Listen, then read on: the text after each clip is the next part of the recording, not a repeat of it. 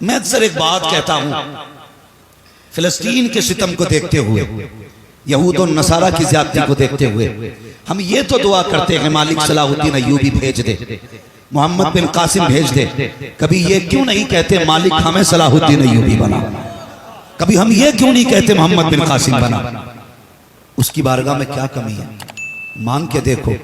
वो तो कहता है हम कमाइल बकरम हैं, कोई साइल ही नहीं, राह दिखलाएं किसे रह रवे मंजिल ही नहीं। हमने मजारों पे जाके दौलत तो मांगी, मजारों पे जाके शोहरत तो मांगी, हमने मजारों पे जाके ये तो कहा 3 गाड़ियां हैं 5 हो जाएं, 3 मंजिल मकान है 8 हो जाए, 3 बेटे दिए हैं 3 और दे दो। कभी ये क्यों नहीं कहा या रब इस मजार वाले के सदके में मुझे भी वली बना दे? कभी रब की दोस्ती तुमने क्यों नहीं मांगी? कभी उसका साथ क्यों नहीं मांगा? कभी उसका प्यार क्यों नहीं मांगा? क्या दिल नहीं धड़कता उसके लिए? क्या दिल नहीं चाहता हम भी रब से दोस्ती करें? क्या तुम्हारा ख्याल ये नहीं कहता कभी रब से हमारे रिश्ते इतने गहरे हों हम एक बार सदा दें वो 70 बार आवाज दे के कहे? कभी दिल में ये ख्याल नहीं आता? यार अमीर तो बदअमल भी बन जाया करते हैं, लेकिन खुदा के दोस्त हर किसी का मुकद्दर नहीं होता है बनना। उससे कभी उसकी दोस्ती मांगा करो, उससे कभी उसका प्यार मांगा करो, उससे कभी उसकी मोहब्बतें मांगा करो। वो 60 साल की उम्र में जाने वालों, वो 60 साल की उम्र में दाढ़ियों के बाल निकालने वालों, तुम्हें खुदा का वास्ता एक शख्स उठता है, वो एक कार्टून बना के कहता है माज़अल्लाह मैंने इस्लाम के पैगंबर का कार्टून बनाया है। मैं ये जिम्मेदारी के साथ ऐलान कर सकता हूँ तुम जितने चाहो कार्टून बना लो, वो मेरे महबूब की तरह नहीं हो सकता है। इसलिए कि मेरे महबूब की ना कोई तस्वीर है ना होगी। मेरे महबूब के जहां तक मामला है, रब ने उन्हें ऐसा बनाया, ऐसा बनाया। बरेली के इमाम ने कहा था लम्याती नज़ीर कफी नजरी मिसले तो नशर पैदा जाना, जगराज को ताज तोरे सरसो है तुझको शगे तो सरा जाना। अगर उनकी अजमत को समझना है फिर पूछ अहमद रजा से कौन है नबी? वो कहते हैं सबसे आला व औला हमारा नबी, सबसे वाला व वाला हमारा नबी, सारे अच्छों में अच्छा समझिए जिसे है उस अच्छे से अच्छा हमारा। ये दुनिया कार्टून छापने की बात करती है, रख वो तेरे बाप दादा का होगा, मेरे महबूब का नहीं होगा, हो ही नहीं सकता मेरे महबूब का। लेकिन तुमसे एक सवाल तुमसे, अगर कोई बंदा हुजूर की तरफ मंसूब करके कोई कार्टून बना दे तो पूरी उम्मत जलाल में आ जाती है। हमारे नबी की तौहीन की गई और बेशक आना चाहिए, इसलिए कि हमारे नबी हमारी जान से ज्यादा अफजल है, हमारे माल हमारी औलाद से ज्यादा हमें हुजूर प्यारे, आना भी चाहिए। लेकिन जरा दिल पे हाथ रख, एक तस्वीर किसी ने बनाई और उसको मंसूब किया नबी की तरफ, पूरी दुनिया ने चीख के कहा हुजूर की तौहीन हो गई। तुम रोज हफ्ते के हफ्ते दाढ़ी मूंड के नाली में बहाते हो, ये सुन्नत के बाल जब नाली में जाते हैं तब तुम्हें तौहीन नजर नहीं आती? जब रोज दाढ़ी मूंड के तुम नाली में डालते हो तुम्हें नहीं लगता महबूब के दिल पे क्या गुजरती होगी? हमारी कौम किधर जा रही है? जवान से कहा जाए दाढ़ी रख तो वो कहता अभी शादी नहीं हुई। ये बूढ़ा किस निकाह के इंतजार में? एहसान मान अमीना के लाल का, तुझे तो औलाद बाजार में बेच देती थी, बाप की जगह घर में नहीं थी। महबूब आए, फरमाया सुनो बाप बूढ़ा हो जाए उसे घर से ना निकालो, बाजार में ना बेचो, उसे घर में रख के उसकी खिदमत करो, अल्लाह उसकी दुआ के सदके में तेरे रिज्क में बरकत अता फरमाएगा। हुजूर ने ये कहा तब तुम्हें इज्जतें मिली है, तुम पे तो और ज्यादा जरूरी था तुम दाढ़ी रख लेते। क्या तुम्हें महबूब के एहसान याद नहीं? मेरे हुजूर ने फरमाया जिसने मेरी उम्मत के सफेद बालों वाले शख्स की इज्जत की गोया उसने मदीने वाले मोहम्मद की इज्जत की। हुजूर ने इतनी इज्जत बख्शी तुम्हें और तुम बुढ़ापे में दाढ़ियां मुंडा के नालियों में डाल रहे हो। आज दुनिया फिलिस्तीन के लिए चीख रही है और चीखना चाहिए, लेकिन एक सवाल तुमसे, क्या तुम हुजूर के लिए इतना नहीं कर सकते चेहरों पे दाढ़ियां रख लो? लोग पूछते हैं आकर के असलम सिवानी साहब वजीफा बताओ, हुजूर को देखना चाहता हूं ख्वाब में। अल्लाह मदीने ले जाए और किसी दिन हुजूर ख्वाब में आ जाएं, सोच तो सही, हुजूर आए और चेहरे पे दाढ़ी नहीं होगी तो क्या करेगा? क्या करेगा तू? खुदा की कसम खा के कहता हूं तावीजों से हुजूर ख्वाब में नहीं आते, उनके नाम पे थोड़े दुख उठा के देख, मुस्तफा आंसू साफ करने खुद मदीने से आ जाएंगे। आला हज़रत ने क्या कहा, ऐ इश्क तेरे सदके जलने से छूटे सस्ते, जो आग बुझा देगी वो आग लगाइए।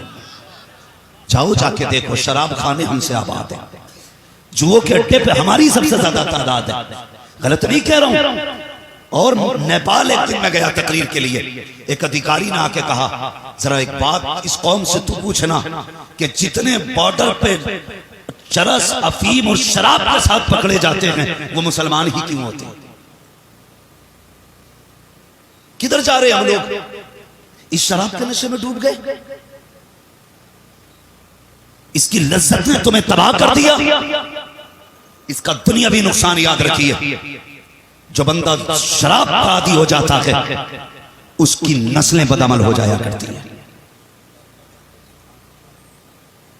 इशारतन कह के जा रहा हूं, मिंबर का लिहाज है, वरना बहुत कुछ कह के जाता। उसकी नस्लें आवारा हो जाती हैं, उसकी बहन बेटियों की इज्जतें महफूज नहीं रहती।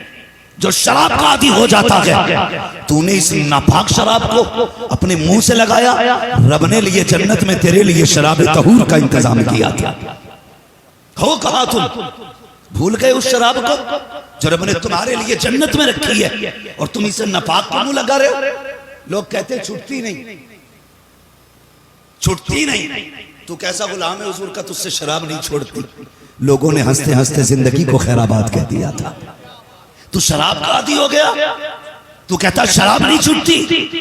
तारीख उठा के देख हुजूर के गुलामों की, खुदा की कसम उन्हें जीने में इतना मजा नहीं आता था जितना हुजूर के नाम पे उन्हें जान देने में मजा आया करता था।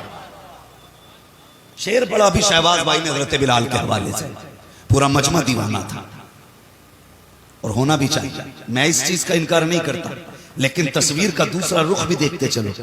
वो बिलाल कैसा बिलाल है, उसने महबूब से कितना इश्क किया है। अल्लाह करे सारे मदीने जाएं, सारे हुजूर के रोजे पे हाजिर हों।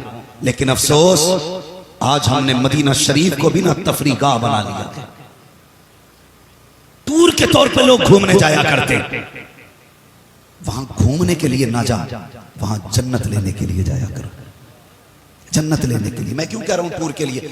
जिसे देखो जो मदीने गया उसकी आईडी पे देखो फोटो ही फोटो, कभी जमजम हाथ में लेके फोटो, कभी गिलाफ काबा पकड़ के फोटो, कभी मीज़ाब के नीचे फोटो, कभी सफा मरवा का फोटो, कभी सुनहरी जालियों का फोटो, कभी गुंबद खजरा के सामने फोटो, कभी मस्जिद नबी के सामने फोटो। हद तो तब हो गई जब एक शख्स हरम शरीफ में खड़े होकर बीवी के गले में हाथ डाल के काबे की तरफ पीट करके फोटो खींचता है। उस वक्त गैरत कहां मर जाती है? देख तो सही कहां खड़ा है। काबा वो जगह है जिसे देखकर बड़े अच्छे अच्छों के माथे पे पसीना आ जाता है, और तुझे गैरत नहीं आई। तूने बगा बीवी के गले में हाथ डाला, काबे की तरफ को पीट की, फिर फोटो ले रखा है। आला हजरत ने क्या कहा था? हरम की ज़मीन और कदम रख के चलना। अरे सर का मौका के हो जाने वाले, एक आशिक ने कहा था हरम की ज़मीन और कदम रख के चलना। आशिक ने कहा था, आशिक ने कहा था अल्लाहु अकबर अपने कदम, और ये खाक पाक हसरत मलाइका को जहां वज़े सर की है वो लोगों किधर खड़े हो, ये हरम शरीफ है, अदब की जगह है। फरमाया गया जो पहली निकाह काबे पे पड़े, जो दुआ मांगी जाती है अल्लाह कबूल फरमा लेता है। और तुमने मोड़ आने से पहले कैमरा निकाला, वीडियो लगा ली, पहली नजर तेरी लगी, तेरी नजर काबे के बजाय तेरे मोबाइल पे पड़ लगी है। फिर ये देख रहा है व्यू कैसा आ रहा है, जैसा गया था वैसे पलट के आ गया। ऐसे ना जा मुजरिम बन के जा, और ऐसे झुक के जा जैसे खताएं लेके जा रहा है। खुदा की कसम हरम शरीफ से हटने से पहले अल्लाह तेरे मुकद्दर में जन्नत की चाकी अता फरमा दे।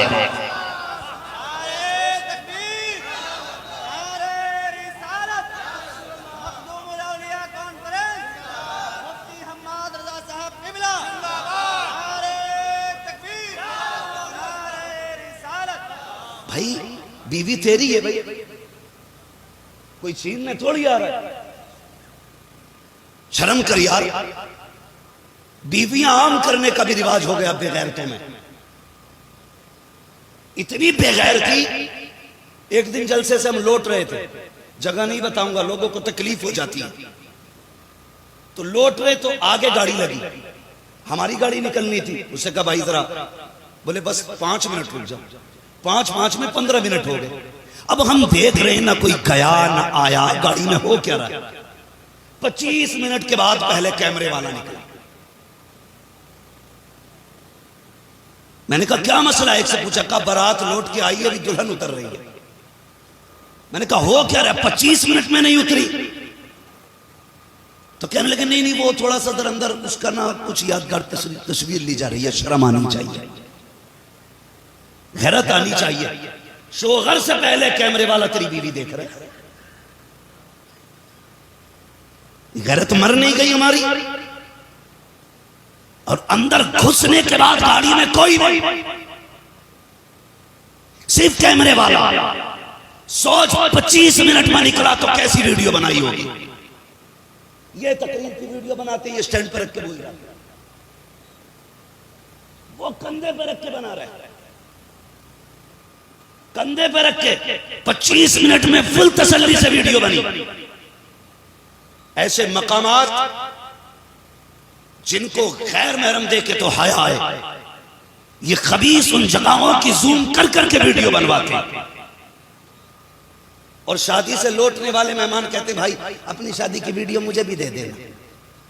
तो वो कहता कैमरे वाले इसकी 25-60 फोटो कॉपी कर और फला भाई को भी देना, फला भाई को भी देना। तुझे गैरत आनी चाहिए, तेरी बीवी तेरे घर की इज्जत थी, तूने कितने घरों में बांट दिया इसको, तेरी गैरत कहाँ मर गई। रब ने इसे तेरे लिए बनाया था और रह गई तेरी जागीर की बात। तुझे किस चीज पे घमंड है, अगर मेरे मुस्तफा ने निकाह को राइज नहीं किया होता, तेरी औकात नहीं थी तो किसी की बेटी को आंख उठा के देख लेता, तेरी हैसियत नहीं थी तो किसी की बेटी को हाथ लगा देता। सोच तो सही, ये 18 साल बाप के घर के अंदर रखी लेकिन किसी ने एक फोटो तक नहीं खींचा।